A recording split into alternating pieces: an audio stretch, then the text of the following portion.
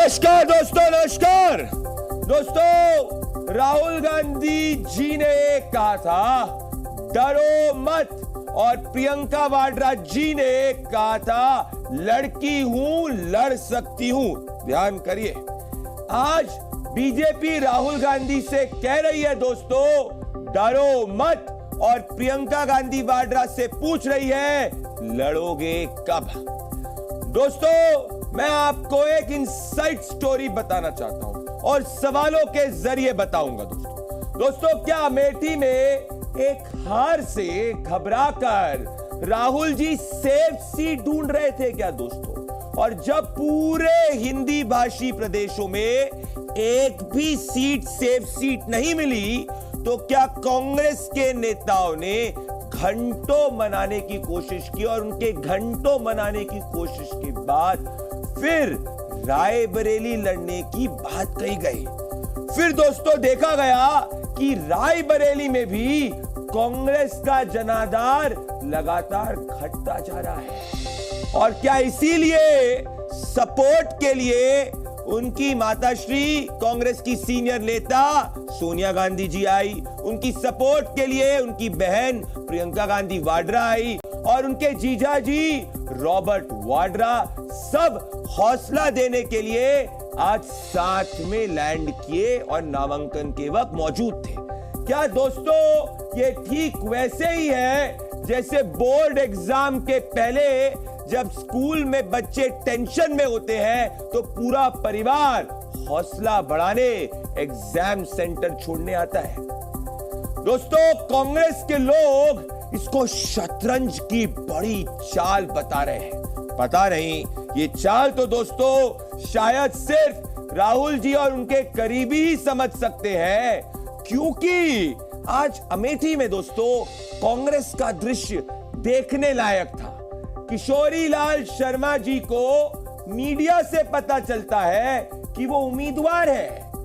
उनके नामांकन में गांधी परिवार का कोई भी व्यक्ति मौजूद नहीं होता है।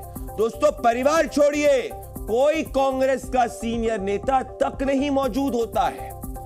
बस किशोरी जी को प्रियंका गांधी वाड्रा जी के बिजी स्केड्यूल में से 1 मिनट 15 सेकंड के भाषण का सौभाग्य मिला। भाई, कई लोग ये कहते हैं जो कांग्रेस पार्टी को जानते हैं कि 40 साल की उनकी तपस्या का ये रिवॉर्ड है, तभी शायद मीडिया से उन्हें अमेठी की उम्मीदवारी पता चली दोस्तों। खैर दोस्तों, ये सब बातें होती रहेंगी, पर एक बड़ी बात है, वो सेनापति जो एक हार से मैदान छोड़ के चला जाता है, वो कैसे अपनी सेना का नेतृत्व कर सकता है दोस्तों।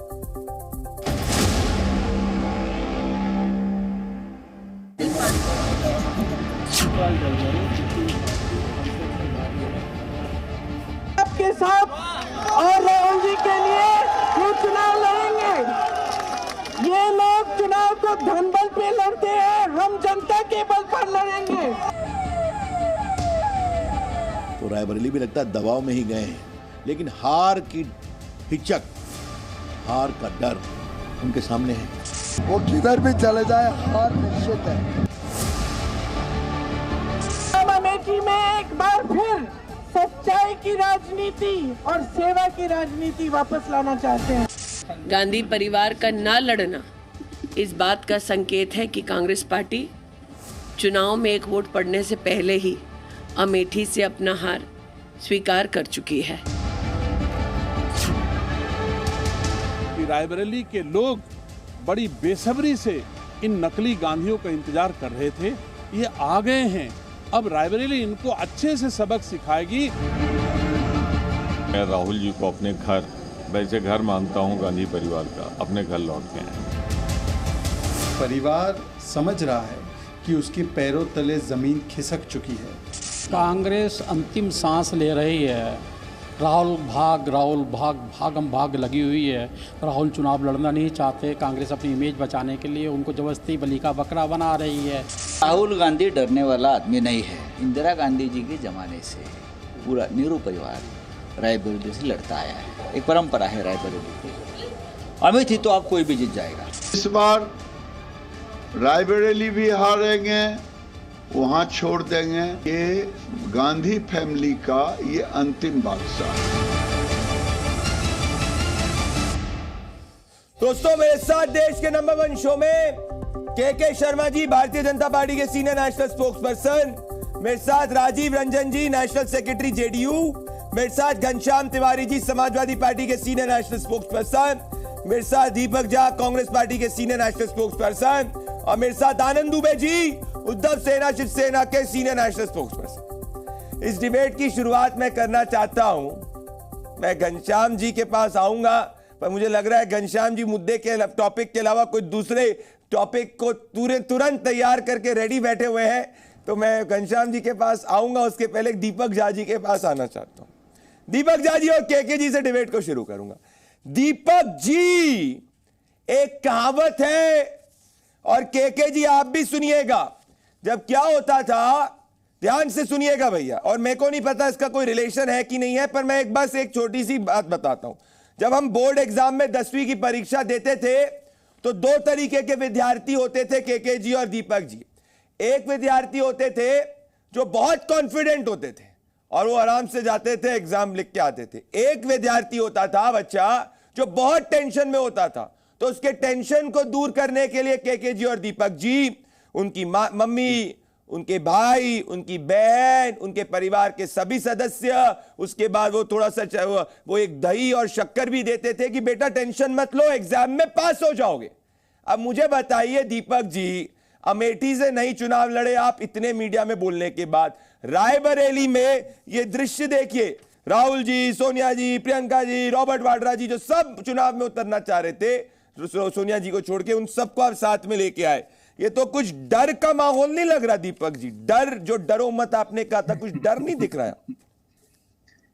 प्रदीप भंडारी जी, आप कौन से विद्यार्थी रहे हैं ये बताइए। हाँ, मैं तो पहला वाला विद्यार्थी रहा, आराम से आता था, अच्छे नंबर आ जाते थे जी। मैं छोड़ने आता था बोर्ड एग्जाम। आप अच्छे सवाल अगर सरकार से पूछते तो बहुत अच्छा बात हो जाता। अभी क्या है, जो डरा हुआ विद्यार्थी है ना, वो नरेंद्र मोदी जी हैं। उनको डर इस बात का है कि राहुल गांधी जी से मेरा मुकाबला हो रहा है। अरे राहुल गांधी जी से मुकाबला क्यों करना चाह रहे हो नरेंद्र मोदी जी? आप मुकाबला करो महंगाई से, नरेंद्र मोदी जी आप मुकाबला करो महंगाई से, नरेंद्र मोदी जी आप मुकाबला करो महिलाओं के सम्मान से, नरेंद्र मोदी जी आप मुकाबला करो मणिपुर की समस्याओं से। तो नरेंद्र मोदी जी राहुल गांधी जी को कह रहे डर गए। अरे मोदी जी, पूरा देश आपसे डरा हुआ है, पूरे देश को आपने आतंक से डरा रखा है। सरकार का जो तानाशाही का आतंक का स्वरूप है, उससे देश डरा हुआ है।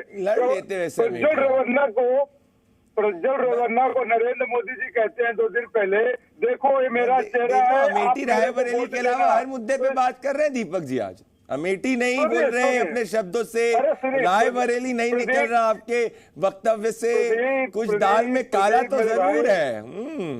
प्रदीप मेरे भाई, आप तो पहले नंबर वाले विद्यार्थी हो, तो सवाल भी सुना करो, जवाब भी सुना करो। आप तो हिम्मत वाले पत्रकार हो। सुन रहा हूं मैं तो आपके हर सवाल का जवाब सुन रहा हूं मैं। हाँ, तो सुनिए, तो नरेंद्र मोदी जी डरे हुए हैं, भाजपा डरी हुई है। और दूसरी बात, मेरे लिए अमेठी क्या, रायबरेली का देश का एक कोना कोना पूरा रायबरेली और अमेठी है। कंकड़ में कंकड़ है ना, उसी तरीके से जनता का हर जगह, हर पूरा 140 करोड़ देश की आबादी से कहीं भी कोई भी चुनाव लड़ सकता है।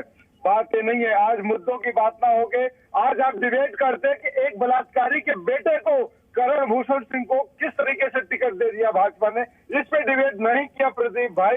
ये तो देश का दुर्भाग्य है। अब मैं भाजपा इसीलिए दीपक जी, समझ सकता हूँ दीपक जी, जब कभी आप कोई चैनल खोलेंगे, उसमें किसी को जब आप रखेंगे, तो आप निर्धारित करना उस वक्त उस एडिटर के साथ में किस पे डिबेट होगी नहीं होगी। मुझे पता है आपकी अंदर की दिली ख्वाहिश है, जो आपकी दिली ख्वाहिश थी एंकरिंग करने की, दिली ख्वाहिश थी आपकी एडिटर होने की। आई अंडरस्टैंड इट, बहुत अच्छे वक्त है आप। पर मैंने के जी बात ध्यान से देखी, मैं बहुत दुखी हूँ। अच्छा चलिए 10 सेकंड बोलिए 10 सेकंड, फिर के जी के पास आऊंगा, बोलिए।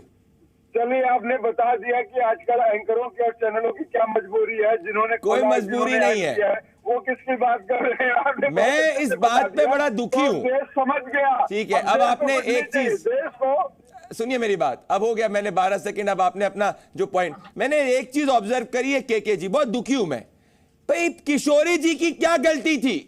आपने उनको, मैंने देखा वो बाइट दे रहे थे, मीडिया उनके पास गई और बोला कि आप अमेठी में उम्मीदवार हो गए हो। किशोरी जी ने मीडिया को दूर कर दिया। फिर एक पत्रकार गया, उसने फोन पे दिखाया, सर देखो कांग्रेस लिस्ट में आपका नाम है। बोला नहीं, जब मैं फोन से मुझे क्लियर होगा तब जाके मैं विश्वास करूंगा। फिर जाके उनको विश्वास हुआ कि वो अमेठी से उम्मीदवार बने। वो छोड़िए, उनको लग रहा था, आपने ध्यान से देखा कि जब वो गए अपना नामांकन पत्र भरने, कोई कांग्रेस का सीनियर नेता मौजूद नहीं, सब आए एयरपोर्ट से चले गए। प्रियंका जी ने 1 मिनट 15 सेकंड का उनको एक मॉरल सपोर्ट दिया। अरे किशोरी जी अमेठी से लड़ रहे हैं, परिवार के 40 साल से आपके लॉयल रहे, कम से कम केसी वेणुगोपाल जी, कम से कम जयराम रमेश जी, कम से कम प्रियंका गांधी वाड्रा जी, केके जी रह तो सकते थे साथ में। ये तो हो गया ना, एक बच्चा जो है वो आपका बच्चा और एक को अनाथ छोड़ दिया कि जाओ जाओ मैदान में उतरो। केके जी नहीं ऐसा नहीं है। मैं आपको प्रदीप जी बताना चाहता हूँ, पहली चीज तो ये कहूं कि मीडिया को कोसने से, गाली बकने से कुछ नहीं होने वाला। ये तो भाग्य इनका सुनिश्चित है कि पिछली बार की तरह जितनी सीटें थी उससे भी आधे सीट पर कांग्रेस आ रही। तो मीडिया को गाली बकने से क्या होना, कोसने से क्या होना है? जवाब है नहीं तो आप मीडिया को कोसिए। जो इश्यू आपने पूछा उसका कोई जवाब नहीं। लेकिन मैं 3 बातें बताता हूं कि इस पूरे निर्णय से क्या क्या चीजें तय हुई। एक तो गांधी परिवार हो या कांग्रेस, अमेठी से पहले ही अपना हार स्वीकार कर लिया, और अमेठी नहीं पूरे उत्तर प्रदेश से अपना हार स्वीकार कर लिया। इस घटना से एक और चीज सामने है, जो आपने अपने जिक्र किया, आपने शुरू में ही, कि एक अनहोनी चाल, अलग चाल है, रणनीति। प्रदीप जी ये कोई चाल नहीं है, ये राजनीतिक रूप से जो कंगाली होती है ना, ये उसका प्रदर्शन।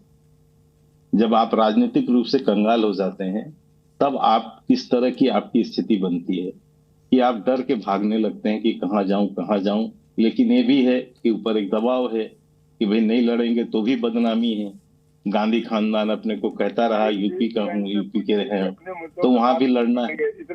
तीसरी बात यह है कि राहुल गांधी की प्राथमिकता क्या है?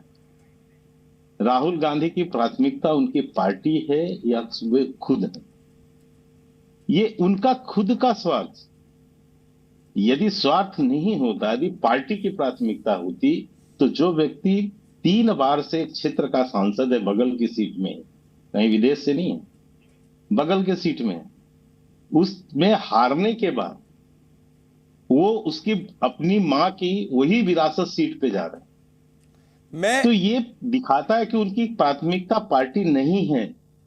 मैं एक बात कहना चाहता हूं, और एक बात केके जी, आज मैं बहुत कीनली ऑब्जर्व कर रहा था, और घनश्याम जी आएंगे इस पे, और राजीव रंजन जी, और फिर आनंद दुबे जी आपके पास और दीपक जी के पास आ रहा हूं।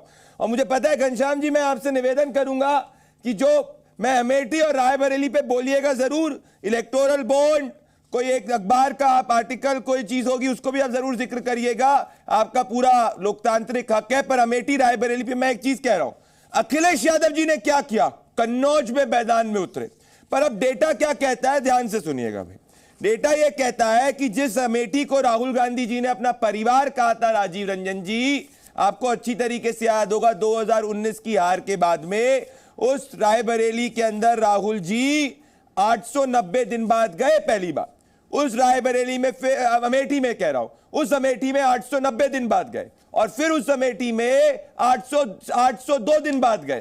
तो अमेठी जिसने वो हारे उसको उन्हें त्याग दिया। तो ये तो जनता का भी अपमान हो गया ना घनश्याम तिवारी जी, कि जिसको कहा अपना परिवार, उसमें आप गए नहीं, जमीन पे संघर्ष नहीं करना चाहा, और आज आप रायबरेली में, कल आप रायबरेली हार जाओ तो रायबरेली को त्याग दो। तो आपको देश में अगर कोई सेफ सीट ना मिले, इसमें देश की जनता का फॉल्ट नहीं है, आपको अपने अंदर आत्मचिंतन करना पड़ेगा। नमस्कार प्रदीप, आपको, दर्शकों को और पैनलिस्ट को।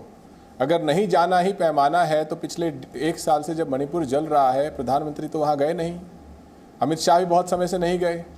अगर नहीं जाना ही पैमाना है तो प्रधानमंत्री की साख पर सवाल तो उठता है, आप भी उठा सकते हैं।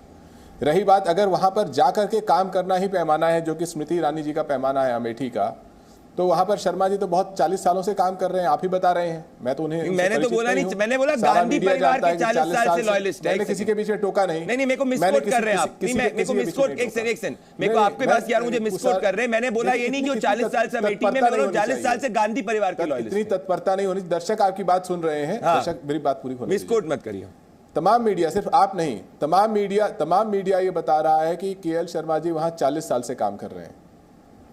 स्मृति ईरानी जी तो कुछ दिन पहले गई थी। केएल शर्मा जी ने तो किसी पत्रकार को धमकाया नहीं कि तुम्हारे मालिक को बोल दूंगी। केएल शर्मा जी ने ये नहीं कहा कि 13 रुपए में शक्कर दूंगी। तो अगर स्मृति ईरानी जी अपनी साख के ऊपर सवाल वहां पर चुनाव लड़ना चाहती हैं तो जनता उनसे 2 चीज़ों पर उनकी साख जानना चाहेगी। वो राहुल गांधी के ऊपर क्या बोल सकती हैं, इससे किसी की साख नहीं बनती है। वो जिस विषय की मंत्री हैं उस पर साख बनती है। जहां दरिंदगी के आरोप वाले लोग जैसे प्रज्वल रवन्ना, ब्रजभूषण शरण सिंह, ये आज स्वयं को मोदी का परिवार कहते हैं, और स्मृति ईरानी जी भी अपने आप को मोदी का परिवार कहती हैं। तो आपको क्या लगता है प्रदीप जी कि क्या अमेठी की बेटियां स्मृति ईरानी से पूछेंगी नहीं कि जब हमारी खिलाड़ियों का मान हरण हो रहा था, जब दिल्ली पुलिस आपके घर के बगल में, एक सेकंड बीच में टोकिए मत, मैंने आपने किसी को नहीं टोका, मुझे बात पूरी करने दीजिए। जब हमारी खिलाड़ियों का मानहरण हो रहा था, जब ब्रजभूषण शरण सिंह तान के सीना तान करके दिल्ली पुलिस के आगे कह रहे थे कि दबदबा कायम है, तो स्मृति ईरानी जी ब्रजभूषण शरण सिंह के शान में क्या कर रही थी? मोदी जी स्मृति ईरानी की और अमित शाह ब्रजभूषण शरण सिंह के शान में क्या कर रहे थे?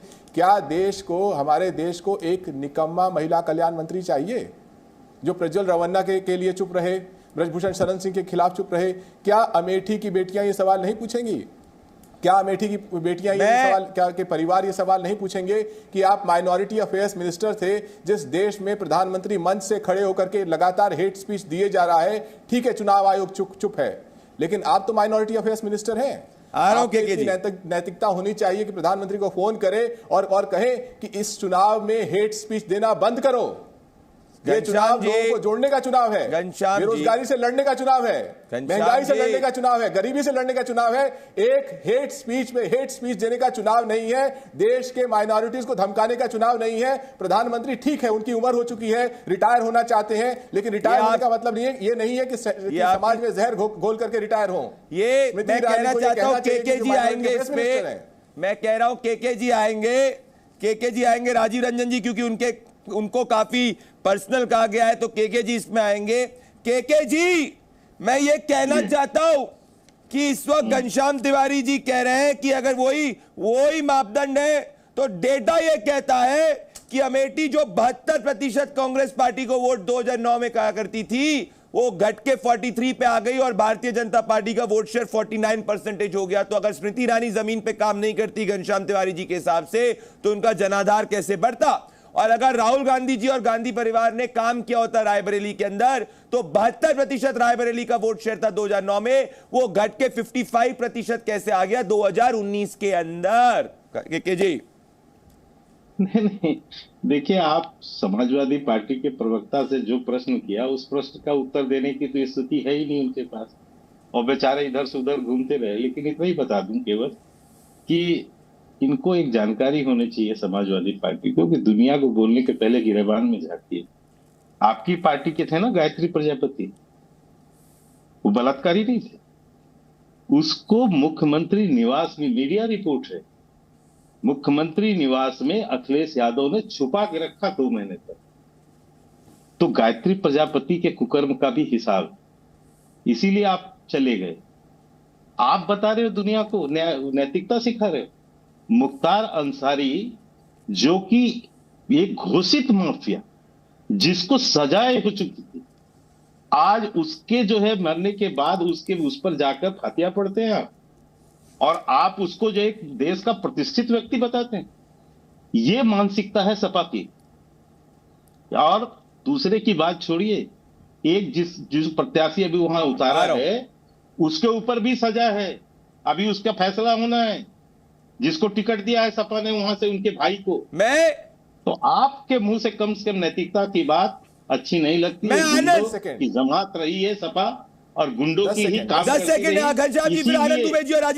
अहमद हो, मुख्तार अंसारी हो, 10 सेकंड घनश्याम जी, 10 सेकंड। आप जो सरगर्म वो बने हुए थे, सरपरस्ती देते थे, इसीलिए आप पिछले 4 चुनाव हार रहे हैं वहां पर। मैं एक बात बोलूंगा केके जी, पर इसके पहले घनश्याम जी को 10 सेकंड देना चाहता हूँ। प्रदीप जी एक बात कह के समाप्त बोलिए फिर घनश्याम जी के मुझे आनंद जी के पास आ रहे हैं। घनश्याम जी से एक चीज जरूर पूछिए कि इनका तो यूपी में गठबंधन है, यूपी के 2 छोरे।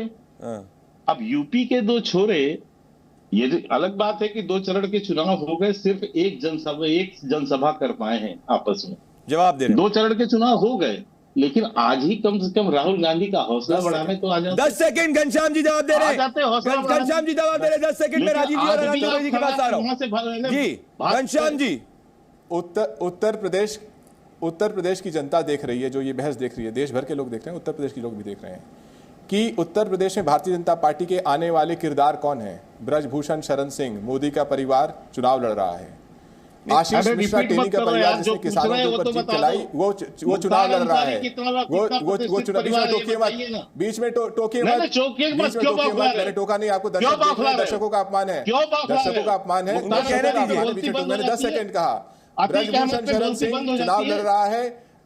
अजय मिश्रा टेनी का बेटा जिसने जीप चढ़ाई, वो परिवार चुनाव लड़ रहा है। नरेंद्र मोदी बनारस से चुनाव लड़ रहे हैं, जो कि माफियाओं की पार्टी सामने खड़े होकर बोलते हैं कि माफियाओं की पार्टी मैं मजबूत होता हूं। आज भी माफिया के किसान, ये पूरी पार्टी जो है आज भी माफियाओं की से भरी पड़ी कि दरिंदों को मजबूत करने वाली पार्टी को वोट देना चाहिए, तो बिल्कुल वो भारतीय जनता पार्टी को वोट कर सकती है। लेकिन मैं आना चाहता हूँ और देश में माफियाओं को वोट देना। मैं आनंद दुबे जी और राजीव रंजन जी के पास आना चाहता हूँ। दीपक झा जी, इसके बाद आपके पास आऊंगा। हेट स्पीच की बात की गई। असली हेट स्पीच वोट जिहाद के बारे में बात करना होता है कि वोटर्स को कहो वोट जिहाद करो, और जो मुसलमान वोट जिहाद नहीं माने उसका धंधा पानी बंद करो। ये मैं नहीं कहता, ये सलमान खुर्शीद जी की भतीजी ने कहा, और उसको जस्टिफाई किया गया कि उसके पूरी की पूरी बातचीत को गलत इंटरप्रेट किया गया। ये जस्टिफाई इंडिया अलायंस के नेताओं द्वारा किया गया। असली राजीव रंजन जी हेट स्पीच होती है हुमायूं कबीर, जो कहते हैं कि मुर्शिदाबाद के अंदर 70% हमें, 30% हिंदुओं को हम जो है भागीरथी नदी के अंदर रहा देंगे अगर वो ज्यादा बोले। ये असली हेट स्पीच होती है। पर ये सब बात मैं आगे करूंगा, पर अभी बताता हूं आनंद दुबे जी, मुझे बताओ 2004 में राहुल गांधी जी के लिए सोनिया गांधी जी ने अमेठी छोड़ी, नतीजा क्या निकला? 19 के अंदर अमेठी हारनी पड़ी। अब 2024 के अंदर राहुल गांधी जी के लिए सोनिया गांधी जी को रायबरेली छोड़नी पड़ी। अब उसका नतीजा भी ऐसा ना हो कि उसी डायरेक्शन में निकले। आनंद दुबे जी, क्या हो रहा है? ये क्या हो क्या रहा है? आप लोग ने एक मैसेज दे दिया कि आप डर चुके हैं जमीन पे जनता की पल से। सच्चाई आनंद दुबे जी नमस्ते। ऐसा कुछ नहीं होने वाला है। आज सेक्युलर चश्मा पहना आपने, इसलिए नहीं दिख रहा। हिंदुस्तान में अमेठी और रायबरेली ये दोनों ही सीट आज़ादी के बाद से ज़्यादातर कांग्रेस पार्टी के उम्मीदवारों ने ही जीती है, वही सांसद बने हैं। रायबरेली केवल अपने जीवन में 3 बार कांग्रेस हारी है और अमेठी अपने जीवन में केवल 2 बार हारी है। मतलब 10 बार 15 बार वहाँ चुनाव हुए हैं, तो कहीं 2 बार कहीं 3 बार हारी है, ज़्यादातर जीती है। ये हो गई पहली बात। दूसरी बात, लोकतंत्र में संवैधानिक प्रक्रिया में हमें आज़ादी है कि हम 2 जगह से चुनाव लड़ सकते हैं। आदरणीय नरेंद्र मोदी जी भी ऐसा कर चुके हैं और राहुल गांधी जी भी ऐसा कर रहे हैं, तो इसमें किसी को कोई आपत्ति होने का कारण नहीं है। लोकतंत्र में हम डिलीवरी देते हैं, हम जीते या हारे वो प्रश्न चिन्ह नहीं रहता। हम सेवा करते हैं वो ज्यादा प्रश्न चिन्ह रहता है।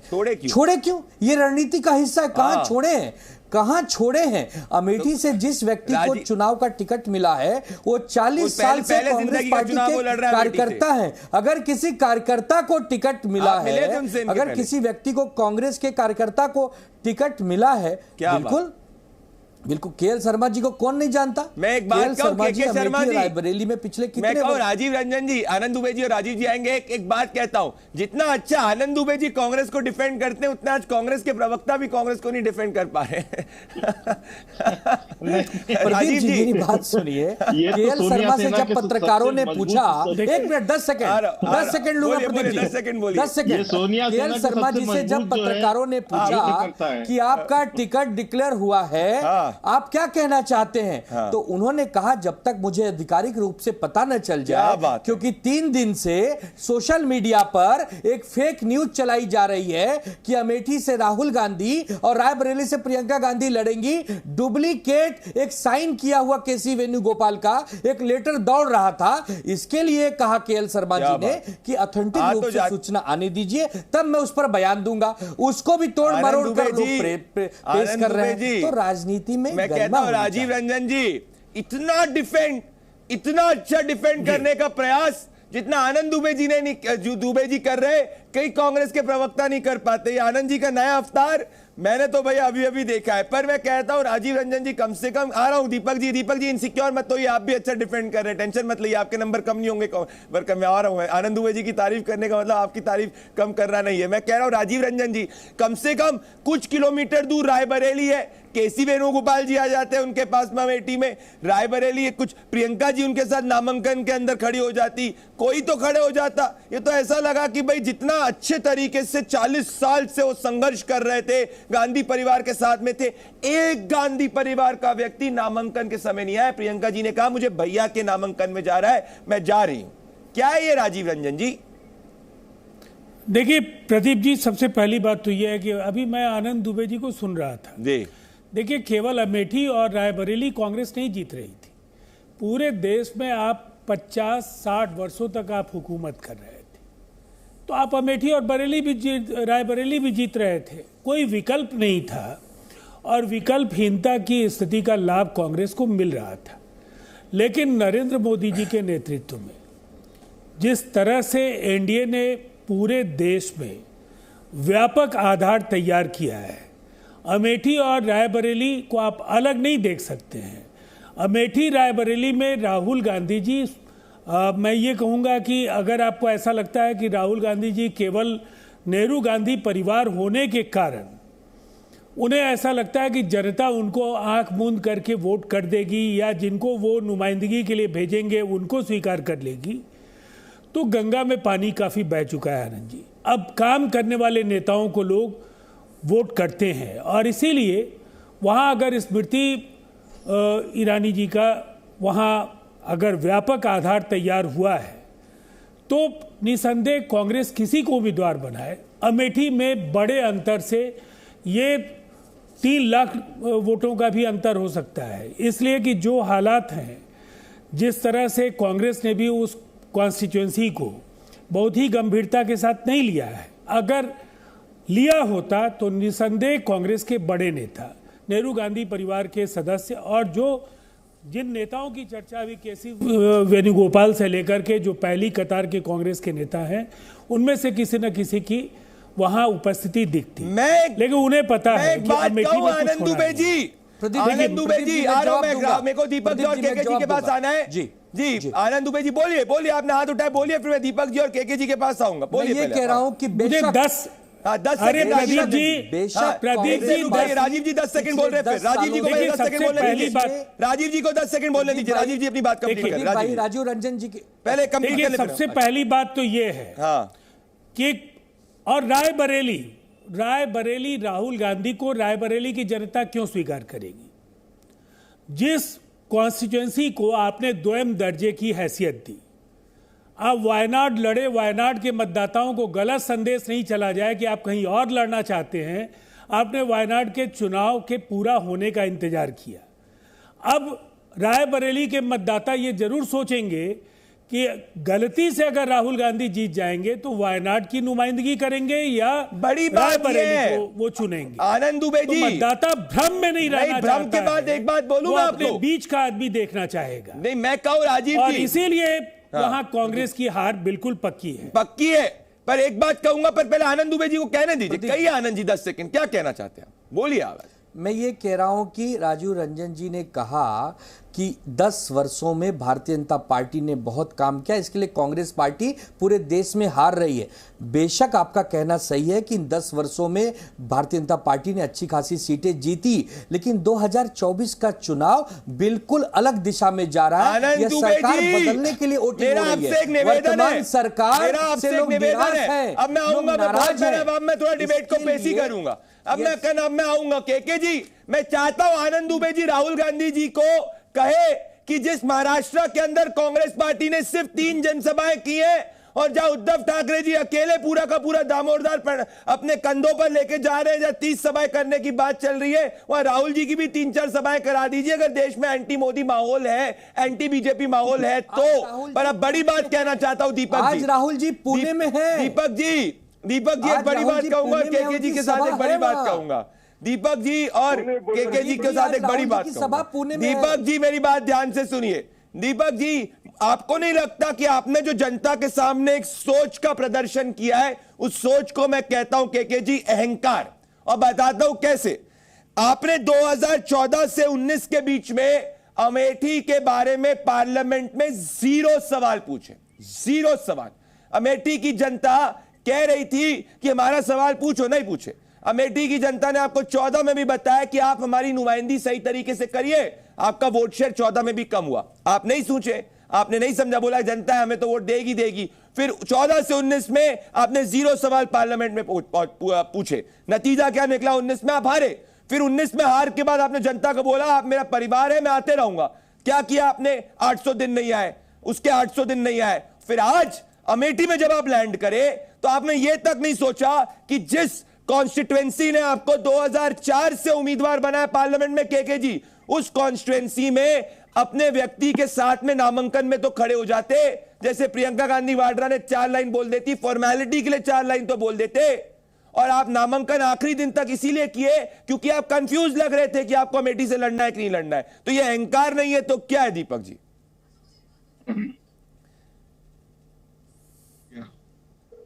बोलिए दीपक जी, बोलिए।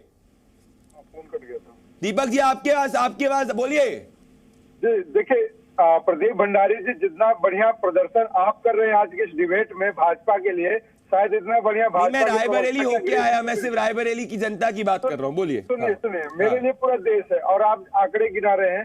कभी गिनाइए ना जुमलेबाजी उन सब स्मार्ट जिनको नरेंद्र मोदी जी ने, इनके सांसदों ने गोद लिया था, उन गांवों का क्या हुआ? स्मार्ट सिटी का क्या हुआ? मुद्दा इस देश में ये होगा कि मतलब राहुल गांधी जी चुनाव का असर, हमारे किशोरी लाल जी कांग्रेस का एक एक कार्यकर्ता वो कणकड़ के शंकर के बराबर है और भाजपा को निपटा देगा। देखिए हमारे हिंदू समाज में, हिंदू सनातन संस्कृति में 16 संस्कार होते हैं। 16 संस्कार के अंतिम संस्कार की ओर भाजपा अब अग्रसर है, उत्तर प्रदेश में भी और पूरे देश में भी। अंतिम संस्कार अब आप समझ चुके हैं कि 16वां संस्कार कौन है। तो भाजपा को मीडिया के पत्रकार बंधुओं के द्वारा कब तक बचाएगा पूरा देश? देश देख रहा है, जनता समझ चुकी है कि भाजपा अब न 3 में है न 13 में है। नरेंद्र मोदी जो बोलते हैं देश कह रहा है, जुमलेबाजी हो गई है। 400 सीट आंकड़े गिनाते हैं। प्रियंका गांधी वाड्रा क्यों नहीं लड़ी मैदान में? प्रियंका गांधी जी चुनाव क्यों नहीं लड़ी? प्रियंका गांधी जी 2019 में लड़ी थी क्या? तो मतलब वो बिना चुनाव लड़े? 19 में क्या नतीजा आया? 2014 में लड़ी, 2004 में लड़ी, राहुल गांधी 2004 में लड़े। मुद्दा ये नहीं है। देखिए आप लोग ही मुद्दे बनाते हैं। कभी ये सवाल करते ना भाजपा से कि भाजपा ने, यहाँ जेडीयू के प्रवक्ता बैठे हैं, बड़ी अच्छी बात बोलते कि जनता के मन की बात समझ रहे थे। इन्होंने बताइए ना, ब्रिजभूषण शरण सिंह की औलाद को टिकट क्यों दिया? इतने चुनाव घोषित करने के बाद, 400 टिकट घोषित करने के बाद, एक बलात्कारी के बेटे को टिकट क्यों दिया जाता है? केके जी जवाब देंगे ब्रिजभूषण पे। मुझे आश्चर्य है जिस विषय पे आपने डिबेट रखा है उस पे कांग्रेस के प्रवक्ताओं, सपा के प्रवक्ताओं दोनों की बोलती बंद है, दोनों के मुंह में दही जमी है। और मैं बड़ा खुश हुआ कि शिवसेना जो पूज्य बाला साहब, अरे भैया क्यों प्रदीप जी चिल्लाने वाले को क्यों बुला? ठीक है दीपक जी, आप वो सुन रहे हैं दीपक जी। मुद्दे क्या है? दीपक जी मुद्दों से दीपक जी जवाब दे रहे हो, चुनाव लड़ रहे तो आपको बड़ी तकलीफ हो रही है। नहीं जवाब दे रहे हो, प्रधानमंत्री इस देश से, उन्हें राहुल गांधी से तो डर लगता है, लेकिन प्रदीप जी मेरा समय ले रहे हैं। जी दीपक जी जवाब दे रहे हो, माइक डाउन कराइए, नहीं तो फिर हो नहीं पाएगा। जी अरे के जी क्या माइक डाउन बोल रहे हो, बोलिए ना आप। मैंने बताया ना, मैं यही कह रहा हूं, आज भाजपा की बोलती है, आप सुनिए। अच्छा दीपक जी आपने बात सुनी, उनको बोलने दीजिए, वो बोलने दीजिए, उनको बोलने दीजिए, फिर को घनश्याम जी के पास आना है। आप लोग 3 है इंडिया अलायंस में डिबेट पे। हाँ देखिए, पूज्य बाला साहब ठाकरे की शिवसेना थी, आज तो ना इनके पास नाम है ना निशान है, पर ये सोनिया सेना के मजबूत सिपाही हैं। लेकिन ये सिपाही की आप सोच देखिए, क्या सोच बन गई इनकी। इन्होंने कहा कि ये रायबरेली और अमेठी की सीट ये वर्षों जीतते जा रहे हैं। रोज ये लोग नारे लगाते हैं, लोकतंत्र बचाना है, संविधान बचाना है, और मानसिकता कांग्रेस के कार्यकर्ता है, विरासत की मानसिकता के साथ में आज ये कह रहे हैं कि इसलिए जीतेंगे क्योंकि ये विरासत की सीट है गांधी परिवार की। ये लोकतंत्र में विरासत चलता है, लेकिन आज भी इनकी मानसिकता वही है। कांग्रेस दूसरी बात, इन्होंने अभी बड़ा गया जा रहा है, केएल शर्मा 40 साल पुराने कार्यकर्ता। गांधी परिवार मैं ये पूछ रहा कहा, मैंने सुनिए भैया, आप सुनो कांग्रेस का है ना, कांग्रेस का है, सुनिए। आपने कहा कि कभी हारे नहीं। फर्क है दोनों में क्या? हाँ फर्क है क्या दोनों में? कांग्रेस पार्टी कभी हारी नहीं है ज्यादातर। हाँ तो बता दिया ना, विरासत की सीट नहीं, विरासत नहीं चलता लोकतंत्र। आगे चलिए, मैं बताता हूँ। आपने कहा केएल शर्मा 40 साल से कार्यकर्ता है, कभी हार नहीं सकते। अमेठी में जब राहुल गांधी चुनाव लड़ रहे थे, केएल शर्मा विदेश में बैठे थे क्या? इतने बड़े लोकप्रिय थे तो राहुल गांधी को ही जिता देते। राहुल गांधी क्यों हार गए चुनाव? राहुल गांधी अपने जो है निकम्मेपन के कारण हारे। अरे लोकतंत्र या केएल शर्मा ने काम नहीं किया। वाजपेयी जी भी चुनाव हारे। आप सुन लो भैया, सुन लो ना, इंदिरा गांधी जी भी चुनाव हारे हैं। बड़े मैं तो केएल शर्मा पे बात करते हैं। देखिए अब केके जी, लोकतंत्र आजकल शर्मा जी की बातें बड़ी चल रही है, क्या हार में क्या जीत में। प्रदीप जी मुझे पूरी बात बोलने दीजिए। एक सेकंड मैं निवेदन करना चाहता हूँ इंडिया अलायंस से। एक सेकंड आनंद दुबे जी, एक सेकंड आनंद दुबे जी, केके जी, दीपक जी, घनश्याम जी, राजीव जी, मैं सबसे निवेदन करना चाहता हूं, आजकल शर्मा जी की बातें कोई शर्मा जी मैदान में और शर्मा जी की बातें यहाँ पे कुछ आप लोग को अग्री नहीं हो रहा, आपको नहीं लग रहा अग्री, वो आप इंडिया अलायंस के नेता यहाँ पे आएंगे काउंटर करने के लिए। केके जी 20 सेकंड अपनी बात को कंप्लीट करिए, फिर मैं घनश्याम जी और राजीव जी के पास, आनंद दुबे जी के पास आना चाहता हूँ। आऊंगा आनंद जी को कंप्लीट करने दीजिए ना, दोनों लोग। एक बहुत महत्वपूर्ण बात इन्होंने कहा, आपने एक प्रश्न पूछा कि राहुल गांधी रायबरेली गए, वहां से मिनिमम आधा घंटे का रास्ता है अमेठी, आधा घंटा, और प्रियंका जी ने जाके वापस आ गई। राहुल गांधी जा सकते थे, लेकिन अमेठी की जनता का सामना कैसे करेंगे, मुंह कैसे दिखाएंगे जो 5 साल तक वहां गए नहीं हारने के बाद। और यदि अमेठी राहुल गांधी चले गए तो मैं ऐसे तो अमेठी हारना ही हारना है, लेकिन अमेठी में बुरी और हार हो जाएगी। मैं एक और बात राहुल कहना गांधी चाहता का हूं, शकल देखते ही लोग, मैं एक और बात कहना चाहता हूं, जाते जाते एक बात, मैं एक और बात कहना चाहता हूं, इतना बता दीजिएगा, ये भी रायबरेली की भी चर्चा कर लीजिए। रायबरेली के अंदर आज कांग्रेस की क्या स्थिति है, इसे भी दिखा दीजिए। मैं गलत नहीं हूं तो एक विधायक नहीं है कांग्रेस का वहां पर, मैं ये सोनिया गांधी छोड़ के भागी 30 जगह। अब मैं आपको यही कहने की कोशिश कर रहा हूं, छोड़ के भागी वहां से। मैं आना चाहता हूं घनश्याम जी के पास, आनंद दुबे जी आ रहा हूं आपके पास, घनश्याम जी के पास और राजीव रंजन जी के पास।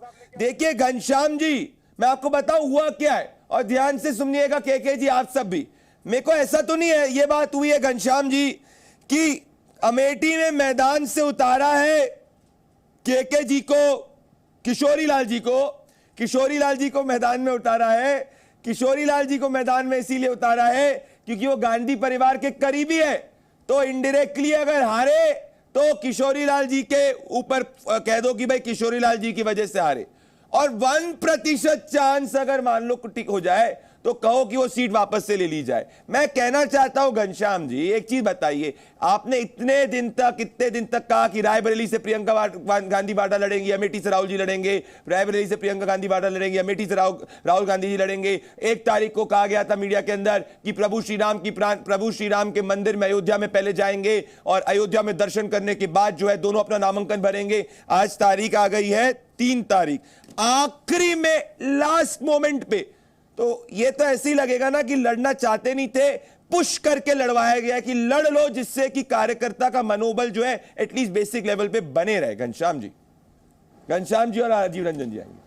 देखिए 3 बातें हैं, बोलिए। 3 बातें हैं। एक तो किसी ने कहा लोकतंत्र, भारतीय जनता पार्टी के प्रवक्ता ने प्रवचन दिया लोकतंत्र ऐसे चलता है।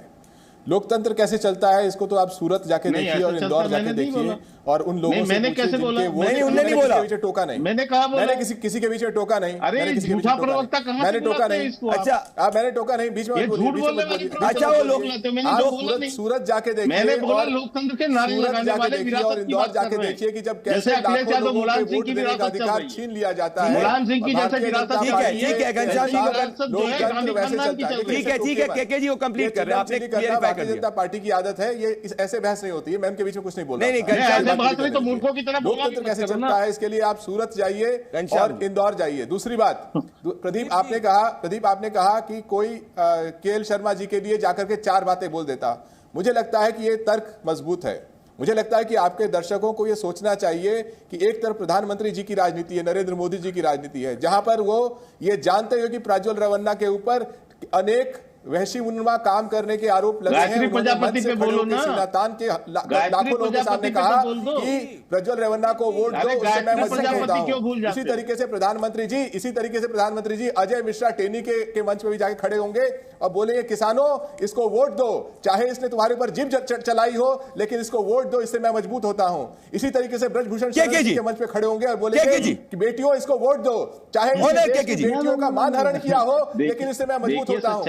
तो ये 2 तरीके की राजनीति है। सच्चाई ये है कि आज इनकी बोलती बंद है। ऐसे व्यक्ति के ऊपर जिसके ऊपर घटिया आरोप लगे हो, इसलिए बंद है सपा की, उसको अपनी राजनीति का हिस्सा बनाओ और लोगों से बंद कराइए तो बोलूं कि दानवों को, दरिद्रों को वोट देने से देश का प्रधानमंत्री मजबूत हो रहा है। और दूसरी तरफ राजनीति है जहां पर आप जनता के बीच में जाए और उम्मीदवार वो अब जवाब दे रहे हैं, बोलिए जल्दी 20 सेकंड। नहीं इनसे कहिए, मैं तो कह रहा हूं कि जो विषय पर इनकी बोलती बंद है, क्योंकि जवाब ये दे नहीं पा रहे हैं। ये दोनों ही विरासत की पार्टी है, मुलायम सिंह यादव की विरासत पार्टी है, दूसरी बात गायत्री प्रजापति पर मैंने गायत्री प्रजापति का जवाब दो, मुख्तार अंसारी का जवाब दो, लब जिहाद आप बोल जिहाद का जवाब दो।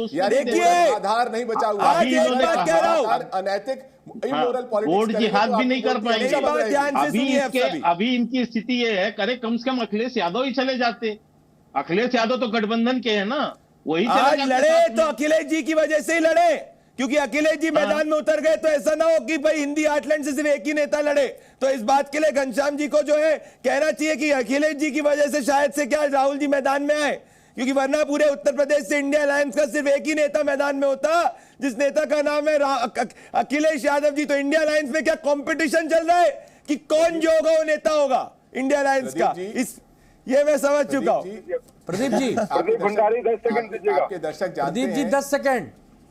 आपके दर्शक जानते हैं कि भारतीय जनता पार्टी ने 400 पार कहना बंद कर दिया है, क्योंकि जनता अच्छा मैं एक बात कहूंगा, आज भी इसी तरीके से उत्तर प्रदेश में उन्होंने 80 पार कहना बंद। मैं कह रहा हूं आप लोग इस बात में, अरे अब मैं आना चाहता हूं, देखिए केके जी और घनश्याम जी, आज मैं बहुत ही डंके की चोट पे आज मैं केके जी आ रहा हूं, दीपक जी आऊंगा। दीपक जी मुझे एक बार आनंद दुबे जी के पास आना, डंके की चोट पर आप देखिए। मैं कह रहा हूं, देखो मैं कह रहा हूं, अरे घनश्याम जी इस बात पे फोकस मत करिए कि उनने 400 पार कितना कहना ज्यादा या कम कर दिया। इस बात पे फोकस करिए कि आपकी कितनी सीटें आ रही है अगर आप सच में जीतना चाहते हैं।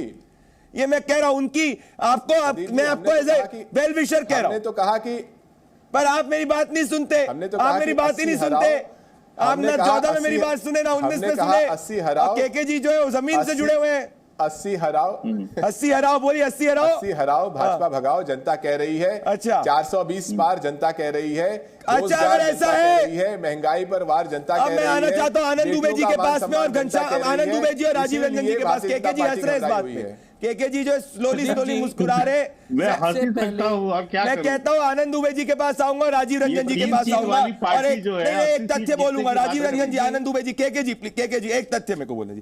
केके जी और आनंद दुबे जी, मैं सिर्फ कुछ सच्चाई पूछना चाह रहा हूं। क्या ये सत्य नहीं है क्या आनंद दुबे जी की राहुल गांधी जी ने कहा था डरो मत, आज क्या हुआ? क्या ये सत्य नहीं है आनंद दुबे जी कि रॉबर्ट वाड्रा भी चुनाव मैदान के अंदर आना चाहते थे और आज रॉबर्ट वाड्रा को भी राहुल गांधी जी साथ में लेके आए? क्या दर्शाता है ये? लो कॉन्फिडेंस नहीं दर्शाता है क्या? सत्य नहीं है कि आनंद दुबे जी कि सोनिया जी ने ये सीट छोड़ी और ये सीट जो भी सोनिया जी ने अभी तक राहुल जी के लिए सीट छोड़ी है उसमें कांग्रेस पार्टी का जनाधार कम हुआ है? क्या ये सत्य नहीं है कि आनंद दुबे जी कि जो शर्मा जी है जिनको अमेठी में मैदान में उतारा गया है उनको मीडिया से पता चला कि वो चुनावी मैदान के अंदर है, इसके पहले उन्होंने एक भी चुनावी लड़ा, वो मूलतः पंजाबी है और अभी तक एक चुनाव नहीं लड़ा और अमेठी जैसी सीट के ऊपर आप एक पंजाबी को टिकट दे रहे हो? तो ये सत्य क्या दर्शा रहा है कि अमेठी की जनता ने एक बार आपको नहीं चुना तो आप अमेठी की जनता को किस तरीके से ट्रीट करने की कोशिश कर रहे हैं आनंद दुबे जी? और अगर इतना ही एंटी मोदी माहौल है तो प्रियंका गांधी वाड्रा जी क्यों नहीं चुनाव लड़ रही है? सोनिया गांधी जी क्यों राज्यसभा जा रही हैं? सचिन पायलट जी क्यों नहीं चुनाव लड़ रहे हैं? अगर एंटी मोदी माहौल है देश में तो एंटी बीजेपी माहौल है।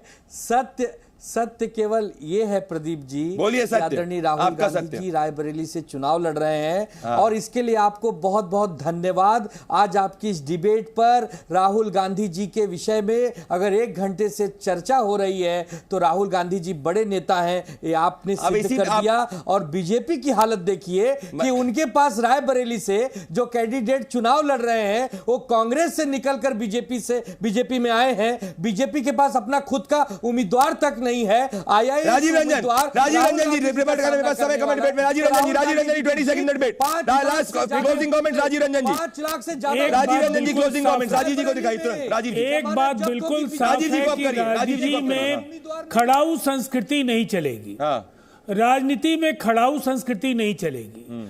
अगर राहुल गांधी जी नहीं आएंगे तो उनके परिवार के प्रति समर्पित केएल शर्मा जी वहां उम्मीदवार हो जाएंगे। ये लोकतांत्रिक प्रक्रिया नहीं है और आंतरिक लोकतंत्र की दुहाई देने वाले लोग जिस तरीके से आखिरी समय में अमेठी की जनता पर एक बाहरी उम्मीदवार थोपने का काम कर रहे हैं, जनता जरूर जनादेश के जरिए अपना आक्रोश जाहिर करेगी। बिल्कुल मेरे पास समय नहीं है, माफी चाह रहा हूं राजीव जी, मेरे को रोकना पड़ रहा है, मेरे पास समय कम है, मेरे प्रोड्यूसर कह रहे हैं मेरे पास समय कम है। केके जी, घनश्याम जी, राजीव जी, आनंद दुबे जी, दीपक झा जी, दोस्तों मैं सिर्फ यही स्पष्ट करना चाहता हूं, अमेठी और रायबरेली में तथ्य बताते हैं कि 2009 से लेकर अभी तक हर सक्सेसिव लोकसभा चुनाव में कांग्रेस पार्टी का वोट शेयर और जनाधार कम हो रहा है। अमेठी कांग्रेस पार्टी 2019 में आ रही थी, क्या 24 के अंदर रायबरेली बचा पाएगी? ये समय बताएगा। मेरे साथ ताल ठोक के में जुड़ने के लिए बहुत बहुत धन्यवाद।